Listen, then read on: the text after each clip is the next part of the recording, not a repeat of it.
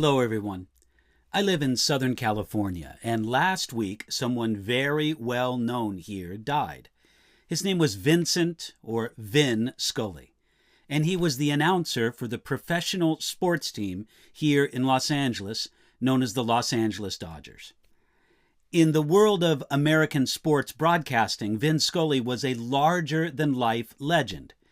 For 67 years, he told the story of the baseball club, the Dodgers, starting in Brooklyn and then in Los Angeles.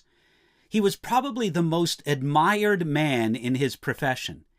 He was associated with a sports team that had won many championships and that has many star athletes, but Vin Scully was probably the most loved, most respected, and most appreciated man ever connected with the Dodgers baseball franchise.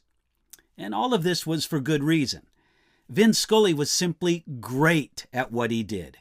Hearing him describe what happened on a baseball field was not only to perfectly understand the action on the field, but Vin also had a way of weaving history, poetry, culture, humor, common sense, and just plain life wisdom into his work, and to do it all in a way that was charming and attractive.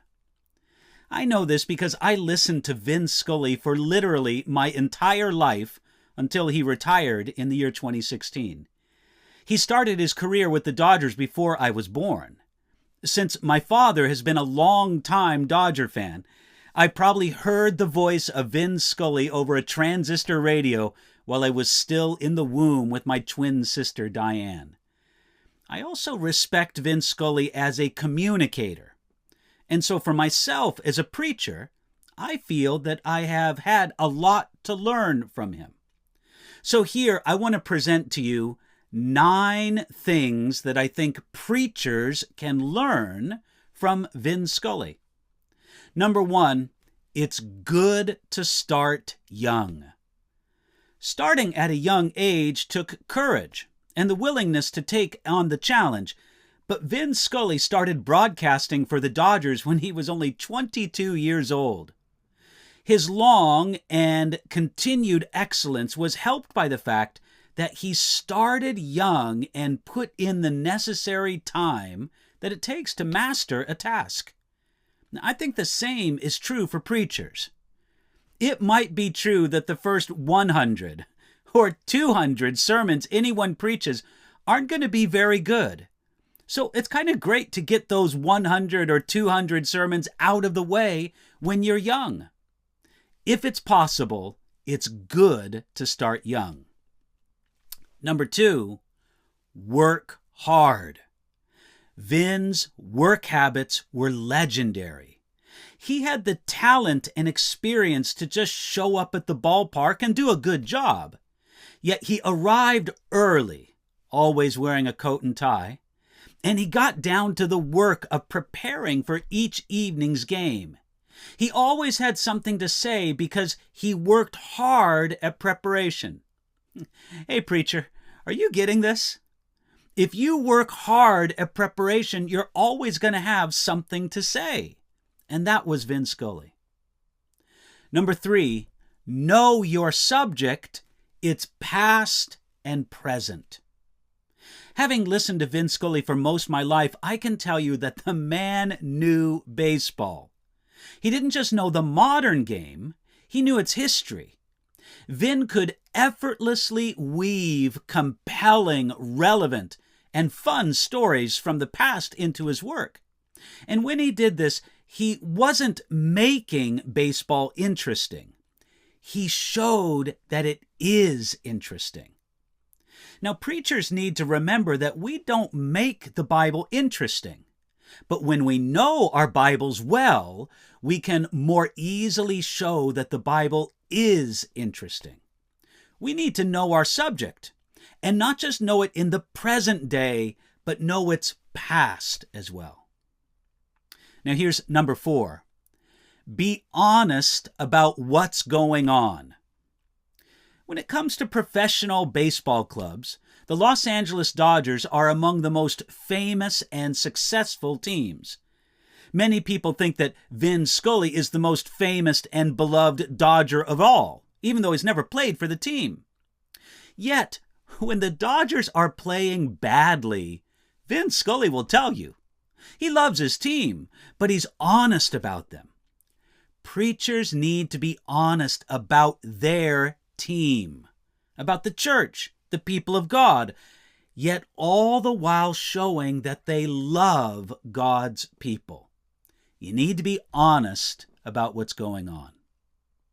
Here's number 5. Be descriptive. For much of his career, Vin Scully's work was on the radio and not on the television. And for the radio, Vin developed his skill of describing the action in wonderful detail. Vin didn't imagine things that weren't there. He simply learned to describe what was there. Effective preachers know how to study their Bibles to simply notice what is there, and they hone their skills in trying to describe what's there. We don't try to imagine what is not in the biblical text. We want to notice and describe well what is there. Here's number 6. It's okay to use silence. Some of Vin Scully's most famous moments as a broadcaster include times of significant silence. He understood that the moment is significant enough to speak for itself, and words can sometimes even get in the way. Vin would let the action on the screen and the roar of the crowd tell the story. I think that many of us preachers should take advantage of bits of silence in our speaking, where we let a word or a thought sink in, where we let the last thing we said just sort of linger for our hearers just for a bit. Remember, it's okay to use silence. Here's number 7. Don't live in a bubble. It was not unusual to hear Vin Scully quote Shakespeare, give bits of Japanese culture, refer to an ancient philosopher, or say the lines of a hit song from an old Broadway musical. Now, Vin loved baseball. That was clear to everybody. But you could also tell that he read and thought and was curious about life outside of the baseball bubble. It's easy for us as preachers and teachers to forget that there's a whole world around us that can illustrate and help us explain the Bible and the Christian life. But if you seal yourself off in a Bible or Christian bubble and think about nothing else, you'll lack the ability to explain things to people outside of that biblical culture. So I think that's a great lesson from Vin Scully. Don't live in a bubble. Here's number 8. Enjoy what you do. When you listen to Vin Scully, it was plain that he loved what he did. He never complained, and there was always a sparkle in his voice. There are times when the game itself is stressful, but you'd never get that sense that Vin was stressed. He could communicate the intensity of the game without seeming nervous or troubled himself.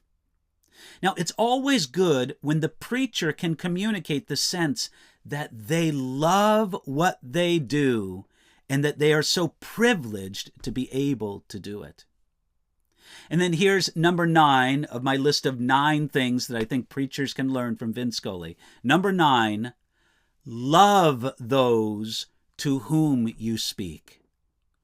I know it sounds strange, but Vin Scully had a remarkable gift in communicating the sense that he genuinely cared for and respected his audience, that he loved them. His audience loved him in return, and he loved them. In his farewell broadcast at his retirement in 2016, Vin Scully told this to his audience. He said this: "You and I have been friends for a long time. And I know in my heart that I've always needed you more than you ever needed me. And I'll miss our time together more than I can ever say. Now, friends, I'll be honest, I don't know if that was literally true or not, but it sure felt like it. We felt that Vin Scully respected all of us who listened to him, and that he even cared about his audience. The application to us as preachers and Bible teachers is obvious. And we have even greater reason and greater motivation to love those to whom we speak and to display that love. Sometimes that's one of the greatest things a preacher can pray for. Lord, give me a greater love for those to whom I speak. I was sad when Vin Scully retired from broadcasting in the year 2016. He was someone who brought me so much entertainment and wholesome pleasure. He brought a lot of that to my life. But in the way that he lived and in the way that he did his work, Vin Scully gave us more than wonderful baseball broadcasts. I think he gave me, and maybe for you also, a few thoughts on how to be a better preacher.